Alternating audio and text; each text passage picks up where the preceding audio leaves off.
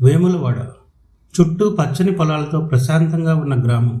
ఈ గ్రామానికి ఒక ప్రత్యేకత, గ్రామం మధ్యలో ఉన్న పాత శివాలయం.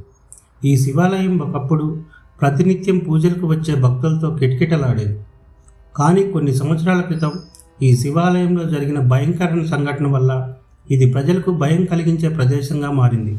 ఒకప్పుడు ఈ శివాలయం ప్రధాన పూజారి వెంకటేశం అర్ధరాత్రి పూజ చేస్తూ ఆ శివాలయం లోపలే మరణించాడని, అప్పటి నుంచి ఆ శివాలయం చుట్టూ అనేక ఆత్మలు తిరుగుతున్నాయని అక్కడ ప్రజల నమ్మకం. రాత్రివేళ ఆ శివాలయం దగ్గరికి ఎవరూ వెళ్ళడానికి ధైర్యం చేయరు.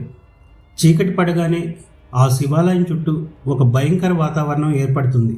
గాలి వీయడంతో అక్కడ ఉన్న చెట్లల్లో వచ్చే శబ్దాలు, గుడ్లగుబ్బల అరుపులు, ఇవన్నీ కలిపి రాత్రిని భయంకరంగా మారుస్తాయి.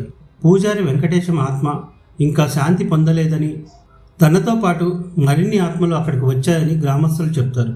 ఒకరోజు రవి అనే యువకుడు తన స్నేహితుడు సూర్యాన్ని చూడడానికి ఆ గ్రామానికి వచ్చాడు. అతను చదువుకున్నవాడు, మూఢనమ్మకాలపై విశ్వాసం లేనివాడు. రవి వేములవాడ గ్రామానికి కొత్తగా వచ్చినప్పటికీ అతనితో అక్కడ ప్రజలు చాలా స్నేహపూర్వకంగా ఉన్నారు. కానీ రాత్రివేళ శివాలయం గురించి వారు చెప్పిన భయానక కథలు అతనికి నవ్వు తెప్పించాయి. దెయ్యం అన్నది మన భ్రమ మాత్రమే అని రవి తన మనసులో అనుకున్నాడు. కానీ రవికి నిజం తెలుసుకోవాలనే తపన పెరిగింది. అతను ఆ శివాలయంకి వెళ్ళి నిజం తెలుసుకోవాలని నిర్ణయించుకున్నాడు.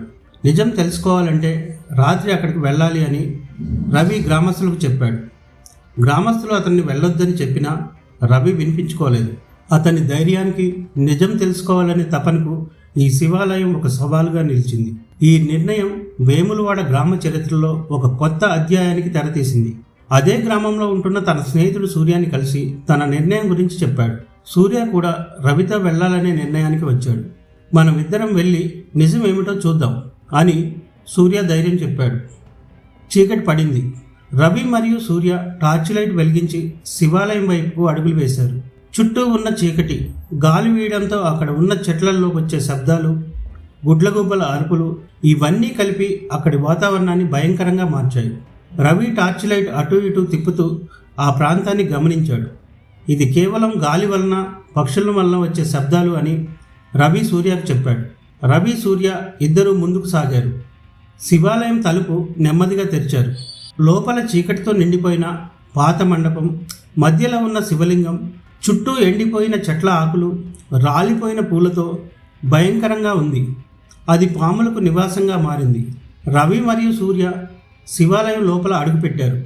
గుడిలోని గంట శబ్దం వినిపించింది. ఇది కేవలం పక్షులు గుడిలో ఉన్న గంటపై వాలడం వలన వచ్చే శబ్దం అని రవి సూర్యకు చెప్పాడు.